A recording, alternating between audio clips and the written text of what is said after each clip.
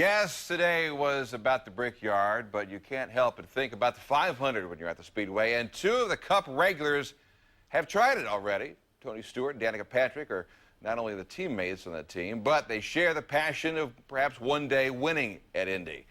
But will they ever have the chance to do so again in the 500? Their unfinished business. Their Sports Extra Spotlight.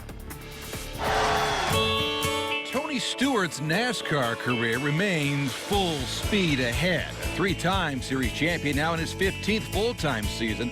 But it's a moment at last year's championship banquet as car owner Roger Penske took to the mic that brought Smoke back to his roots. How about doing the double at Indy this year? Are you available? Penske's won 15 Indy 500s. Stewart would still love to win just one. Roger's offer is open-ended, correct? I made him make it open-ended because he kind of put me on the spot at the banquet with the offer, which caught me way off guard. I was sitting there and was just happy that, we got to watch Roger in his acceptance speech at the banquet and was, understanding what that was like and was glad that he accomplished that goal and then got thrown a curveball, which definitely got my attention and made the next week of my life very hectic.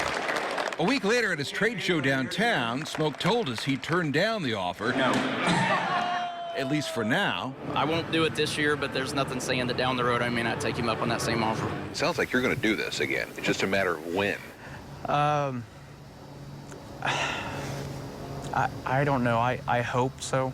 I hope someday down the road I still get to do it. But every year that goes by, the reality of it happening diminishes.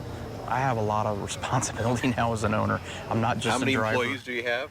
Probably around 230 between everything that I have.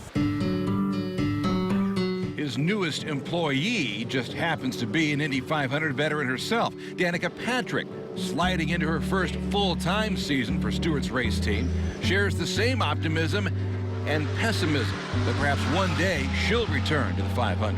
It would have to be the right situation where I felt like I was up to speed and prepared, and every year that goes by is further and further away. So you're saying as the years go by, you have less and less chance of I would say as 500? the years go by, there's less of a chance of me being as excited or amped up to do it because I'll feel more scared that I won't do as well. 2, 1. Wheel straight, foot on the brake. And comfort is key for Danica. These days, she's relaxed enough to mug the camera for a shameless sponsor plug. In the evening, I like to have a refreshing Coca-Cola Zero. After my sportscast, nothing refreshes me more than Coke Zero. Or just mug the camera, period. Smiles she's giving and getting nowadays in NASCAR. Dave, come back! Okay, fine. I feel very comfortable. I mean, that's part of the reason why I really, kind of fell in love with NASCAR and why I really wanted to take that step and move over to NASCAR is because I really enjoy the people. I have a lot of fun, and they... You seem more at ease. Is that safe to say? Or Would you say this is one of the more relaxed interviews we've done? I think so, actually. Randy, are they on their way with that other car? For the record, the Columbus native has been a part of 5 Indy 500s. His best run came in 1997 when he started second, finished 5th. But he hasn't returned as a driver since 2001. And Danica's best race was her first in 2005. Patrick leads. Does she have enough fuel to go the rest of the way? Leading 19 laps before conserving fuel and handing the race to the late Dan Weldon to win. It doesn't keep him up at night, but it does keep him interested. You still love Indy. Does it mean as much to you now as it did when you were growing up? And Yeah, absolutely. Yeah. That will never change. Whether I get to run another lap in the Indy 500 the rest of my life or not. we go back to 05 when you were leading. As much experience as you have now in all this, would you do things differently?